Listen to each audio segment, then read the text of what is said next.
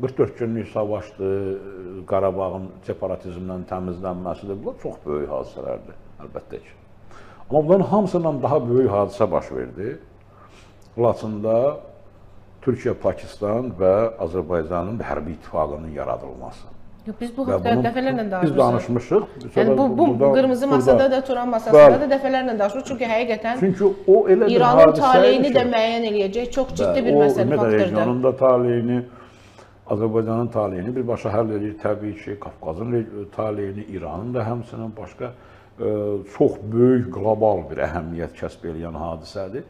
Bu hadisə Rusiyanı artıq təcili olaraq hərəkətə keçməyə məcbur eləyir, amma eyni zamanda atdığı addımlara baxırıq biz. Yekaterinburqda müdafiəsiz bir nəslin üzərinə hücum.